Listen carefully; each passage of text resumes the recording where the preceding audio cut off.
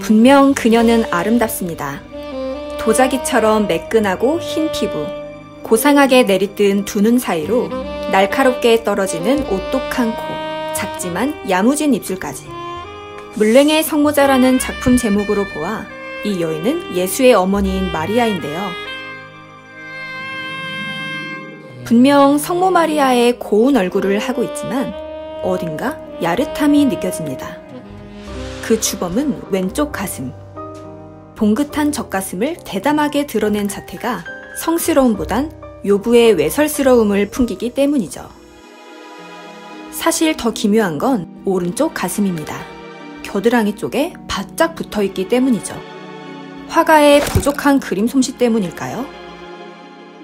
빨강과 파랑 물감을 전신에 막 끼얹은 듯 번들거리는 피부의 천사들은 지금이라도 당장 캔버스를 뚫고 나올 것처럼 생생한 눈빛을 뿜어내고 있습니다.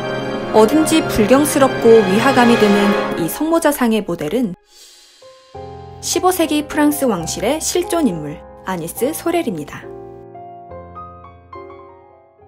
아니스 소렐, 시녀 출신이었던 그녀의 빼어난 미모는 프랑스 국왕 샤를 7세의 혼마저 빼놓을 정도였어요.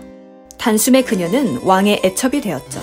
샤를 7세는 당시 잉글랜드와 프랑스의 100년 전쟁 속 잔다르크의 도움으로 프랑스 국왕이 된 인물이었는데요. 사실 그에게는 아니스 외에 정부가 여럿 있었어요. 하지만 그녀들의 매력은 아니스 발끝에도 미치지 못했죠.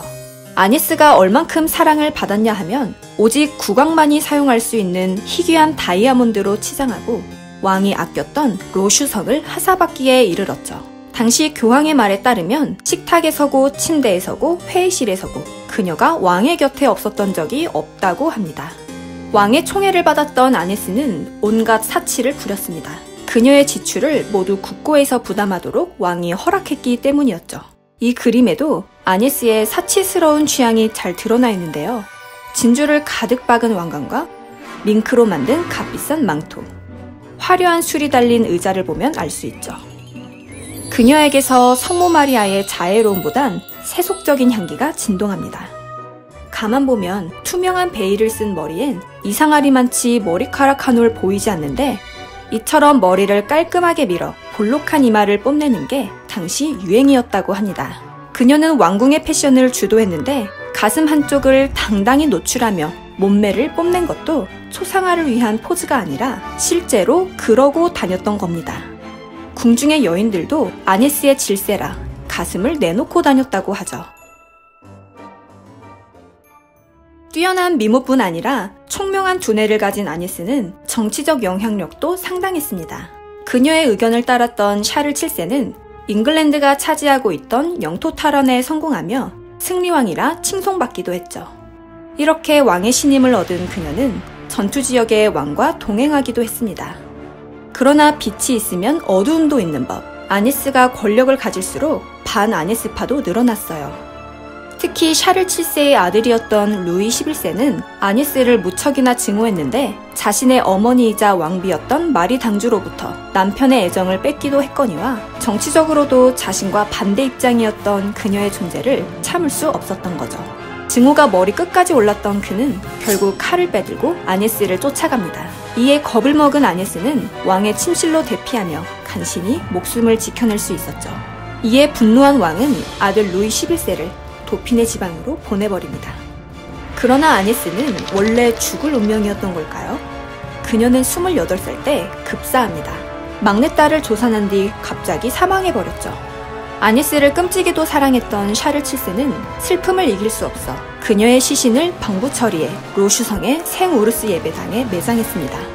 그러나 여전히 풀리지 않는 의문, 그녀의 사인은 무엇이었을까요? 비소 중독, 즉 누군가 아니스를 독살했다는 설이 유력했는데요. 그녀를 증오한 루이 11세 또는 왕의 사랑을 독차지한 그녀를 시기했던 세력의 소행이었을까요? 아니스가 죽은 지 555년이 지난 2005년 프랑스 법의학자 필리프 샤를리에는 유골 검사를 통해 사인을 밝혔습니다. 놀랍게도 비소 중독이 아닌 수은 중독. 그녀에게서 정상인의 10배가 넘는 수은이 검출된 것이었죠. 어찌 된 일일까요? 오늘날 맹독성 물질로 분류되는 수은은 과거엔 놀랍게도 화장품 성분으로 쓰였습니다. 미백 효과가 뛰어났기 때문이죠. 아니스가 눈부시게 흰 피부를 자랑할 수 있었던 건 수은 덕분일지도 모릅니다.